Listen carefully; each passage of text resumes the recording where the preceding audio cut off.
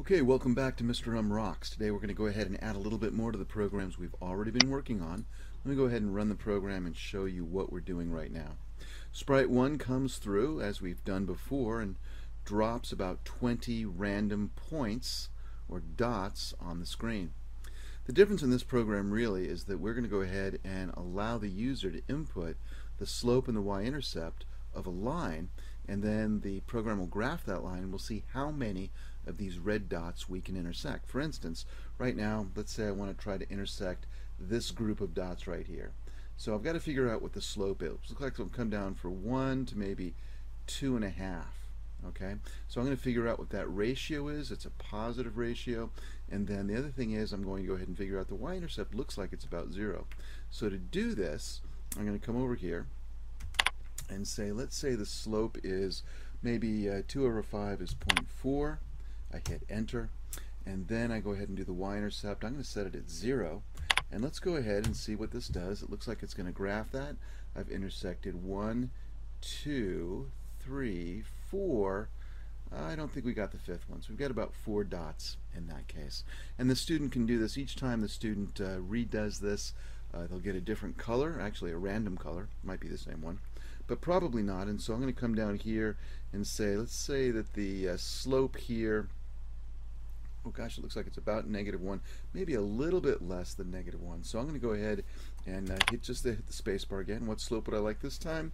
Let's say -0.9, and I'm going to go ahead and say the y-intercept again is 0, and it will drop another line down, slightly different color this time, and it looks like I've got 4, 5, 6 dots that time. And so the student, if they want to, they can tweak it, they can play with it, and so on. So I'm going to go ahead and just add in this particular code. So here we go.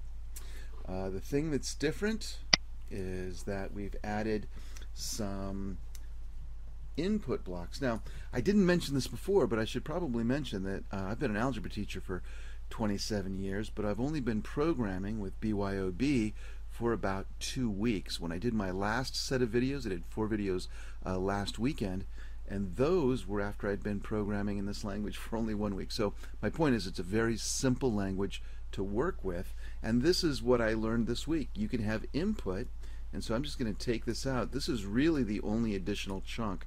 It simply says ask. Okay, so this is from the sensing blocks. You can ask a question, and then you wait. You take this blue answer. Let's go ahead and see where these guys are. You ask a question, and you grab this answer block, and then you set your variable to that answer. Okay, simple. The other thing that I changed was down here I had to put variables in for the slope. I've got the x-coordinate. I've called this guy banana, and I've got the y-intercept. So slope and y-intercept are new variables, and those are when I ask what slope would you like.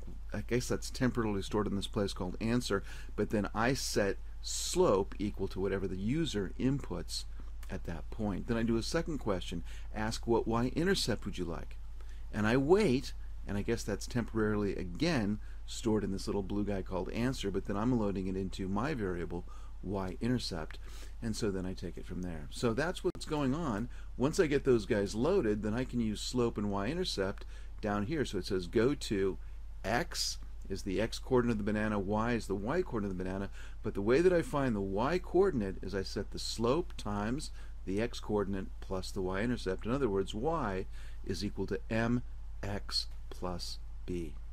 And so that's it for today. Bye-bye.